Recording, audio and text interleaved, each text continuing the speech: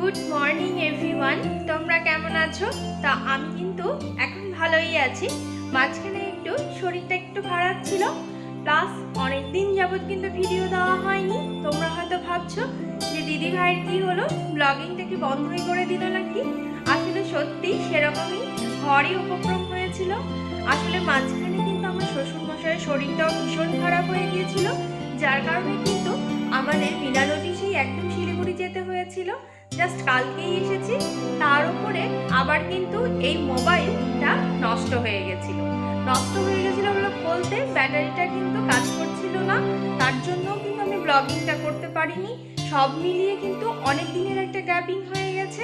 তো আবার নতুন করে কিন্তু রেগুলার ব্লগ দেওয়ার চেষ্টা করব, দেখা যাক কতটা করতে পারি। তো যাই হোক, অনেক তোমাদের বলে ফেললাম, তোমরা বুঝতেই পারলে কেন আমি এতদিন ব্লগটা দিতে পারিনি। আর আজকে থেকে কিন্তু ব্লগটা শুরু করছি।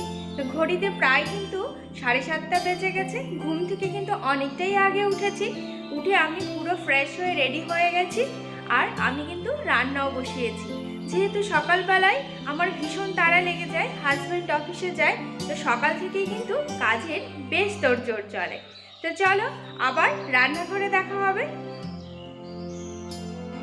রান্নাঘরে যাওয়ার আগে কিন্তু ভাবলাম একটু ছাদে একটু ঘুরে আসি, কারণ সকালবেলা কিন্তু ছাদে ঘুরতে বেশ ভালো লাগে। আর ছাদে ঘুরতে এসে দেখি এত সুন্দর একটা, দেখো, গোলাপ ফুটে আছে, কত ভালো লাগছে। একটা নয়, দুটো ফুটে আছে। আর এই গোলাপটা তো তোমাদেরকে কি বলবো, অসাধারণ। একেবারেই আমরা দোকানে যে ধরনের অর্ধফোঁটা গোলাপগুলো কিনি, একদম সেরকম। দেখো কত সুন্দর একটা গোলাপ। সকালবেলা ঘুম থেকে উঠে এরকম ফুল দেখলে কিন্তু মনটা সত্যিই খুব ভালো হয়ে যায়। আর আমি তো এমনিতেই ফুল আর গাছ দুটোই ভীষণ পছন্দ করি। তো সকালবেলা ছাদে পায়চারি করে চলে এলাম কিন্তু আমার ছোট্ট এই ব্যালকনির বাগানে। এখানেও কিন্তু দেখো কত সুন্দর মিনি সানফ্লাওয়ার ফুটে আছে। আর এই মিনি সানফ্লাওয়ারের কালারটা কিন্তু জাস্ট ওয়াও। আমার ভীষণই ভালো লাগে এই মিনি সানফ্লাওয়ারটা। আর এই গাছটা তো প্রচুর সার্ভিস দিয়েছে, তোমাদেরকে কি বলবো, প্রায় 50-60টা কিন্তু ফুল এখানে ফুটেছে, খুব সুন্দর। আর একটার পর একটা ফুটতেই থাকে। এই যে দেখছো একটা ফুটে রয়েছে, আরও কিন্তু অসংখ্য কলি রয়েছে। তো এটাও কিন্তু মিনি সানফ্লাওয়ার, তবে গাছটা যেন কেমন একটু হয়ে গেছে। তো ভালোভাবে দেখার পরে দেখছি গাছে মনে হয় পোকা হয়েছে, এজন্যই ফুলগুলো যেন কেমন একটা হয়ে গেছে। এই যে দেখো কালো কালো, এগুলো পোকা নয় কি, বোধহয় পোকাই।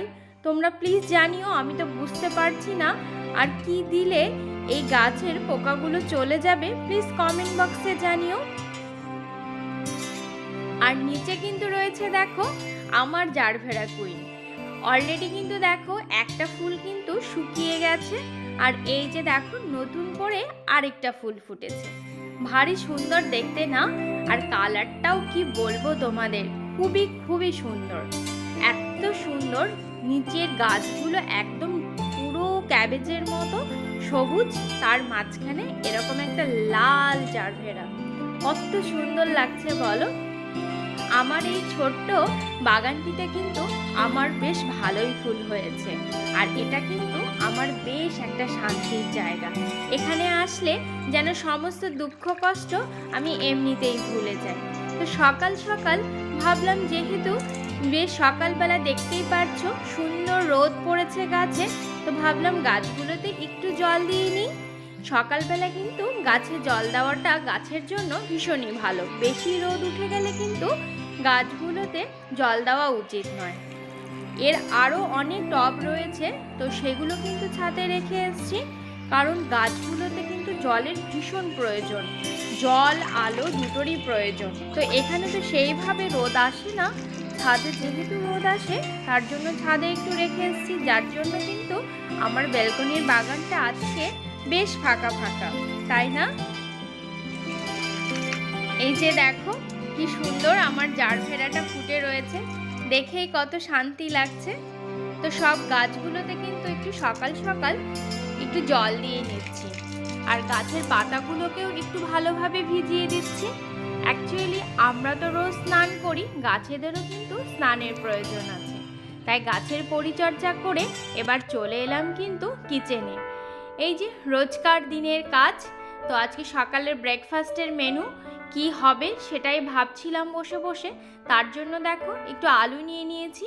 তো ভাবছি আজকে কিন্তু বেশ ছোলার ডাল রান্না করব। তাতে ভাবছি এরকম করে ছোট ছোট করে একটু আলু দিয়ে দিই, খেতে কিন্তু বেশ ভালো লাগবে।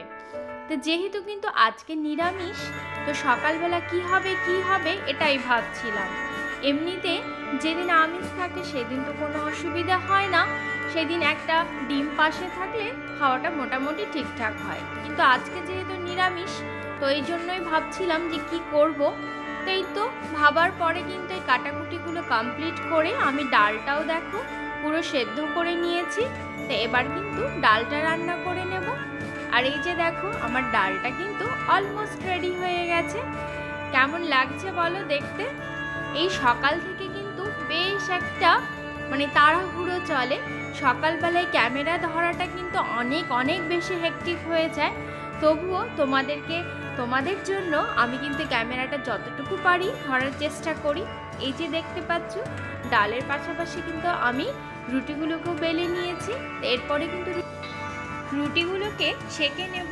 আর দেখো রুটিগুলো বেশ সুন্দর ফুলছে কিন্তু। আর আমার কিন্তু এরকম রুটি ফোলাতে ভীষণ ভীষণ মজা লাগে। তুমি যদি রুটি বানানো সব থেকে ইন্টারেস্টিং পার্ট বলো, সেটা কিন্তু আমার এই রুটি সেঁকাটা ভীষণ মজা লাগে। কেমন একটা লুচির মতো ফুলকো ফুলকো হয়ে যায়। এই যে পুরো ডালটা কিন্তু পুরো রেডি হয়ে গেছে। আর এই যে হটপটের মধ্যে কিন্তু রুটিও ভেজে নিয়েছি। তো সকালের ব্রেকফাস্টটা কিন্তু আজকে এটাতেই হবে। আজকে যেহেতু শনিবার, নিরামিষ, তো নিরামিষ দিনে কি করব, কি সবজি রান্না করব ভাবতে পারছিলাম না। কারণ তোমাদেরকে তো বললাম যে আমি কালকেই এসেছি, ঘরে সেরকম সবজিও নেই। তো ভাবলাম আজকে একটু ছোলার ডাল আর রুটি করি। এই তো সিম্পল একটা ব্রেকফাস্ট। চলো এই তো বেড়ে নিয়ে আগে, কারণ ঘড়িতে কিন্তু অলরেডি 9:45 বেজে গেছে। এরপরে কিন্তু দেরি হয়ে যাবে।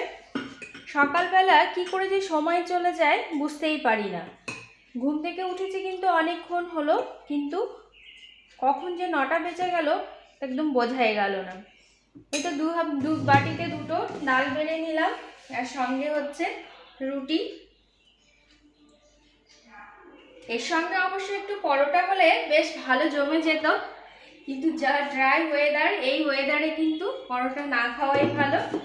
তো এই তো চলো বেড়ে নিয়েছি, হাজব্যান্ডকেও খেতে দিই, ওরও অফিস রয়েছে, দেরি হয়ে যাবে নইলে। তারপরে আবার দুপুরে রান্নার প্রস্তুতি আছে। আর যেহেতু শিলিগুড়ি থেকে এসেছি, এক গাদা জামা কাপড় পরে আছে, সেগুলো ক্লিনিংয়ের ব্যবস্থা করতে হবে। সব মিলিয়ে কিন্তু প্রচুর কাজ।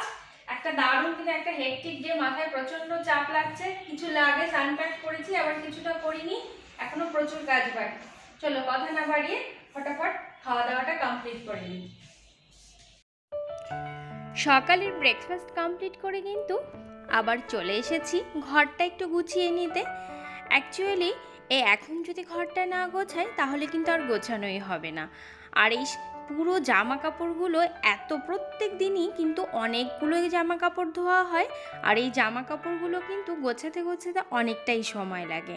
আর একবার যদি দুপুরের জন্য রান্নাঘরে ঢুকি তাহলে কিন্তু আর সময়ই হবে না।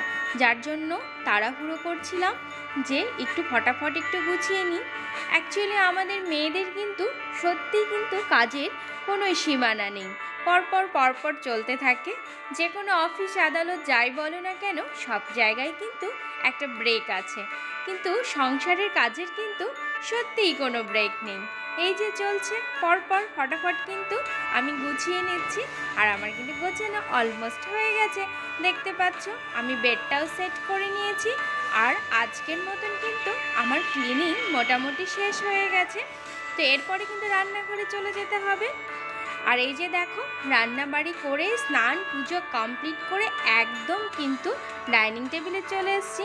আর মিস্টার হাজব্যান্ডও কিন্তু চলে এসছে। তো এই যে দেখো, আমি কিন্তু এখন খাবারগুলো বেড়ে নেব। তো আজকে যেহেতু তোমাদেরকে বললাম যে নিরামিষ, তার জন্য সকালের ওই ছোলার ডালটা তো রয়েছিল, সঙ্গে কিন্তু পনির দিয়ে ফুলকপি আলু দিয়ে তরকারি রান্না করেছি, আর কিন্তু ডুমুরটাকে ভেজে নিয়েছি। আর তোমরা কে কে ডুমুর ভাজা খাও প্লিজ লিখে জানিও। আমাদের শিলিগুড়িতে কিন্তু ডুমুরটা খুব একটা চোখে পড়ে না, বাট এখানে কিন্তু ডুমুরটা খুব ভালো পাওয়া যায়। আর ডুমুর কিন্তু স্বাস্থ্যের জন্য খুবই ভালো, আর প্রচুর পরিমাণে আয়রন রয়েছে, যার কারণে ডুমুরটা কিন্তু আমি বাজারে দেখলে অবশ্যই নিয়ে আসি। আর এই তো দুজনে মিলে কিন্তু লাঞ্চে বসে গেছি, দুজনে গল্প করতে করতে কিন্তু খাওয়া দাওয়াগুলো সেরে নিচ্ছিলাম। এই তো আমার কিন্তু পুরো খাওয়া দাওয়া পুরো কমপ্লিট হয়ে গেল। খাওয়া দাওয়া শেষ করে আজকে অনেক দিন পর বেশ একটা ভালো ঘুমিয়ে নিলাম, বেশ ফ্রেশও লাগছে। ঘড়িতে কিন্তু 4টে বেজে গেছে, একটু বেরোতে হবে, যার কারণে কিন্তু একটু রেডি হয়ে নিয়েছি, দেখতে পাচ্ছো। তো আজকে কিন্তু বাইরে বেশ গরম, তো তার জন্য কিন্তু একটা বেশ কমফোর্টেবল আউটফিট পরে নিয়েছি। তো একটু কাজ আছে, কাজটা একটু সেরে নিয়ে আসি, চলো। ঘড়িতে প্রায় 6:30 বেজে গেছে, এই জাস্ট এখন বাড়িতে ঢুকলাম। একটু মেডিসিন নেওয়ারও ছিল, তো বাইরে যখন বেরিয়েছিলাম তো একটু মেডিসিনও নিয়ে নিয়েছি। আর আসার পথে একটা কাণ্ড হয়েছে, কি বলো তো, অ্যাকচুয়ালি যে টোটোতে উঠেছিলাম টোটোটা এত বাজেভাবে চালাচ্ছিল, তো আমার তো অলরেডি এমনিতে পায়ে একটা অ্যাক্সিডেন্ট আছে টোটোতে, যার কারণে সেই ট্রমাটা এখনও কিন্তু আমার কাটেনি। যার কারণে কিন্তু অর্ধেক রাস্তা থেকে সেই টোটোটাকে ছেড়ে দিয়ে এই হেঁটে হেঁটে এই আসলাম। আর তার জন্য কিন্তু আসতে অনেকটাই সময় লেগে গেল। বেরিয়েছিলাম প্রায় 4:45, চলে এলাম কিন্তু 6:30 বেজে গেল। তো যাই, আর বেশি কথা বলবো না, এখন একটু ফ্রেশ হতে হবে। ফ্রেশ হয়ে ঠাকুরকে সন্ধে পুজো দিয়ে কিন্তু সন্ধ্যাবেলা একটু হালকা স্ন্যাক্স করতে হবে, বেশ একটু খিদেও লাগছে। তো চলো এখন সন্ধ্যাটা দিয়ে নিই। সন্ধে দিয়ে বসে পড়েছি, দেখো বোঁদে মুড়ি আর সঙ্গে সিঙ্গারা, এগুলো কিন্তু আসার পথে নিয়ে এসেছিলাম, চলো এনজয় করি। আজকের ভিডিওটা এখানেই শেষ করছি। যদি আমার ভিডিওটা ভালো লেগে থাকে তাহলে প্লিজ লাইক করে, কমেন্ট করে, শেয়ার করো এবং সাবস্ক্রাইব করতে কিন্তু কখনোই ভুলো না। দেখা হবে নতুন একটা ভিডিওর সঙ্গে, ততক্ষণ ভালো থেকো, সুস্থ থেকো, বাই।